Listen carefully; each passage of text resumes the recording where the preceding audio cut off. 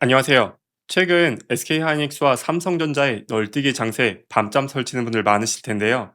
그런데 이런 상황에서 지금 미국 나스닥 시장과 한국 코스피 시장을 동시에 흔들고 있는 아주 독특한 기현상이 하나가 있죠. 한국을 대표하는 반도체 기업인 SK하이닉스의 주식이 똑같은 주식인데도 미국 뉴욕에서는 한국보다 무려 50%가 넘는 웃돈, 즉 프리미엄이 붙어서 거래가 되고 있다라는 거예요. 이른바 역김치 프리미엄 현상이 현실화되고 있는 건데요. 하루 만에 주가가 27% 넘게 폭등하며 한국 반도체 기업들의 끝물론이 나오고 있을 때 바다 건너 미국에서는 되려 아니다. 지금의 한국 반도체 기업들 너무 싸다며 엄청난 폭등세를 보여주고 있는 거죠. 오늘은 SK 하이닉스를 필두로 한국 반도체 끊임없는 고점 논쟁과 함께 앞으로 한국 반도체 기업에 투자하는 분들이라면 놓치지 말아야 할 정보들을 전체적으로 정리해 보겠습니다. 현지 시각으로 지난 14일 미국 나스닥에 상장된 SK 하이닉스의 주식 예탁 증서, 즉 ADR의 주가가 전 거래일보다 무려 27.29% 폭등한 193.92달러로 거래를 마쳤죠. 여기서 ADR이란 한국 기업들의 주식을 미국 시장에서 편리하게 거래할 수 있도록 예탁기관이 발행한 주식 대체 증서를 뜻하는데요. SK하이닉스의 ADR 10주는 국내 보통주 한 주와 같은 가치를 지니고 있다고 하죠. 그런데 이날 기록한 주가를 원화로 환산하면 주당 약 291만 원에 달하는 가치에 거래가 되고 있다고 해요. 당시 한국에서 SK 하이닉스의 가격은 191만 3천 원과 비교해보면 무려 51%나 비싼 가격으로 미국에서는 거래가 되고 있는 거죠. 불과 며칠 전 상장할 때만 해도 프리미엄이 3% 수준이었는데 단 3거래일 만에 괴리율이 무려 50%를 넘어서는 기염을 토해낸 거죠. 여기에 불을 지핀 것은 글로벌 투자은행들의 파격적인 보고서와 새롭게 열린 금융 상품들이 있었는데요. 영국계 투자은행 바클레이스의 사이먼 콜스 애널리스트는 SK 하이닉스의 ADR 목표 주가를 기존 150달러에서 330달러로 2배 이상 상향 조정했죠. 게다가 이날부터 미국 시장에서 SK 하이닉스의 ADR 기초 자산으로 하는 옵션 거래일과 1일 수익률을 2배 추정하는 레버리지 ETF까지 본격적으로 시작됐죠. 이 파생 상품들이 가동되자마자 단기 상승을 노린 미국 개인 투자자들이 강력한 매수세가 SK 하이닉스로 유입되면서 주가를 사정없이 끌어올리는 기현상을 보여준 거죠. 아니 그런데 여기서 아무리 그렇다고 해도 왜 같은 주식을 놓고 미국과 한국에서 이런 엄청난 갭 차이가 발생하는 걸까요? 이를 이해하려면 ADR의 독특한 구조를 한번 살펴봐야 하는데요. 보통 우리는 동일 자산은 동일 가격에 거래되어야 한다라는 일몰, 일가의 법칙을 생각하죠. 만약에 가격 차이가 나면 싼 곳에 사서 비싼 곳에 파는 차익 거래가 일어나면서 결국 가격이 비싸져가는 현상으로 발생하니까요. 하지만 SK 하이닉스의 ADR은 지금 그 차익 거래가 꽉 막혀 있는 구조적 한계를 갖고 있어요. 현재 미국 시장에 풀려 있는 SK 하이닉스의 ADR은 물량을 전체 발행 주식의 약 2.5% 수준에 불과하죠. 반면 미국 투자자들의 메모리 기업에 대한 수요는 폭발적으로 늘어나고 있는 상황이고요.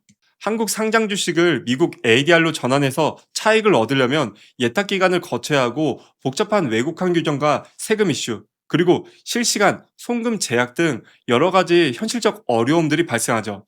쉽게 말해 물건을 떼어다 뉴욕에 넘기기가 너무 까다롭다 보니 미국 시장 안에서 많은 물량을 공급할 수 없는데 반해 수요는 넘치다 보니 공급 부족으로 인한 병목 현상이 일어나 가격이 폭등하고 있다라는 거죠.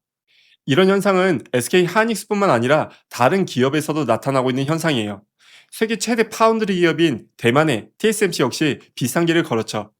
TSMC 역시 미국 ADR 상장 초기에는 대만 본주 대비 평균 15%에서 20%대, 심지어 높을 때는 30%에 육박하는 프리미엄을 유지하며 거래가 되기도 했어요. 재미있는 점은 이렇게 미국 시장에서 엄청난 프리미엄이 유지되자 결국 어떤 일이 발생했을까요? 미국의 투자자들이 미국 ADR이 저렇게 비싸다면 굳이 미국에 물량도 적고 비싼 ADR 주식이 아닌 직접 해당 국가의 주식을 사면 되는 거 아닌가? 라고 생각하기 시작했다는 거예요. 즉, 한국이나 대만 본토에 상장된 그 기업의 본래 주식으로 외국인 자금이 물밀듯이 들어오기 시작했다는 거죠. 과거 TSMC의 사례를 살펴본다면 지금의 SK 하이닉스의 ADR이 미국에서 고평가를 받고 있다? 이거는 곧 미국 투자자들이 SK 하이닉스의 한국 주식을 직접적으로 사들이는 견인차 역할을 할 수 있게 된다는 거죠. 이로 인해 한국 증시는 다시 재평가의 계기가 마련될 수도 있고요. 여기에 이런 SK 하이닉스의 ADR 공급 부족 상황에서 더욱더 주가에 불을 지펴준 미국의 또 다른 기업이 하나 있는데요. 바로 미국을 대표하는 기술 기업인 IBM이에요. 최근 뉴욕 증시에서 115년의 역사를 가진 IT의 상징 IBM의 주가가 하루 만에 무려 25.21%나 폭락하는 충격적인 일이 발생했죠. 이는 1987년 10월의 역사적인 폭락장, 즉 블랙 먼데이 이후 1일 기준으로는 최대의 낙폭을 기록했는데요. IBM의 시가총액이 무려 700억 달러, 우리 돈으로 약 104조 원이 하루 만에 연기처럼 사라져버린 거죠. IBM은 2분기 매출이 시장 전망치를 밑돌며 부진했던 것이 표면적인 원인이기도 했지만 아르빈드 크리슈나 IBM 최고 경영자가 주주들에게 보낸 서한에서 SK 하이닉스의 불기둥을 만들어내는 요소가 숨어 있었어요. 크리슈나 최고 경영자는 6월에 마지막 몇 주 동안 고객들이 가격 인상과 공급 부족에 대비해 인프라를 우선 확보하려고 자본 지출을 서버와 스토리지 그리고 메모리 반도체 구매로 급격히 전환했다라고 밝혔죠. 즉, 기업들이 소프트웨어나 컨설팅 서비스를 구매하려던 예산을 전부 삭감하고 당장 구하기 어려워질 것 같은 서버와 메모리 반도체를 사재기 하는데 막대한 돈을 쏟아 부었다라는 뜻으로 시장은 해석했죠. IBM의 소프트웨어 계약이 무산되고 매출이 타격을 입은 진짜 법인이 바로 메모리 반도체 부족에 대한 공포였다라는 거예요. 이런 IBM의 최고 경영자가 던진 보고서의 파장은 생각보다 월가에서 크게 작용했는데요. 그동안 한국도 그렇지만 미국에서는 인공지능에 대한 거품론이나 반도체 업황이 고점을 찍고 내려올 것이라는 피크아웃 우려들이 끊임없이 제기되어 왔죠. 하이퍼스케일러의 기업들이 쏟아붓는 돈이 이익에 비해 너무 막대하다 보니 언젠가는 이런 버블이 터질 수밖에 없다라는 전망이 우세했죠. 하지만 빅테크 기업들의 실제 행동은 아예 정반대였던 거예요. 중요한 소프트웨어 예산까지 깎아가며 실물 하드웨어와 메모리 반도체를 선점하기 위해 지금도 치열하게 전쟁을 벌이고 있다는 사실이 IBM의 실적 부진과 최고 경영자의 입을 통해 역설적으로 증명이 돼버린 거죠. 게다가 같은 날 발표된 네덜란드 반도체 장비 기업 ASML의 실적도 이러한 강력한 근거와 수요를 뒷받침해 주는데요. ASML은 2분기 매출 93억 2,600만 유로로 시장 예상치를 훌쩍 뛰어넘는 어닝 서프라이즈를 기록했죠. 심지어 첨단 반도체 생산의 필수 장비인 극자외선, 즉 EUV 노광 장비 생산 능력을 2027년까지 무려 30%나 늘리겠다라고 시장에 공식적으로 선언했죠. 여기에 JP 모건이나 골드만삭스 같은 미국의 대형 은행들까지도 최근 실적이 역사상 최고 수준을 기록하며 미국 소비와 기업들에게 있어 이익 활동에 아무런 제약이 없다라는 탄탄한 점까지 추가적으로 확인되었고요. 결국 미국의 거시경제 침체 우려 없이 인공지능 인프라에 대한 물리적인 투자가 여전히 브레이크 없이 앞으로 질주할 수밖에 없는 긍정적인 제반 사항들이 하나둘씩 숫자로 증명되기 시작하면서 그동안 눈치 보며 억눌러 있던 SK 하이닉스의 주가가 급등하는 기염을 토한 거죠. 그렇다면 미국에서 벌어진 이 거대한 소용돌이가 한국 증시와 우리 투자자들에게는 어떤 실질적인 영향을 미치게 될까요? 가장 먼저 눈에 띄는 것은 한국 증시에 다시 한번 강력한 재평가의 흐름이 발생할 수 있다는 거예요.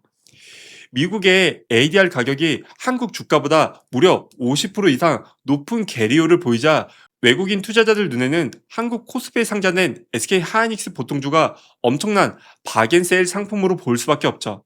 실제로 7월 15일 국내 증시에는 외국인 투자자들은 무려 3조 원이 넘는 주식을 단 하루 만에 다시 순매수하며 코스피 지수를 6.24%나 단숨에 끌어올렸죠.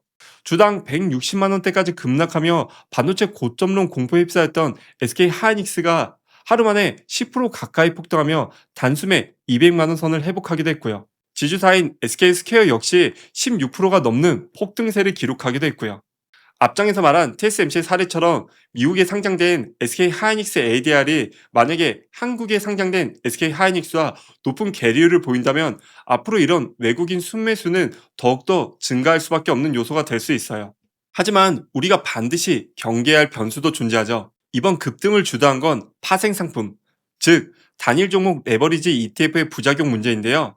레버리지 ETF는 투자 자금이 들어오면서 자산 운용사가 기계적으로 해당 주식을 추가 매수해야 하고, 반대로 자금이 빠져나가거나 주가가 하락하면 목표 배열을 맞추기 위해 기계적으로 주식을 투매해야 하는 취약한 구조를 가지고 있죠.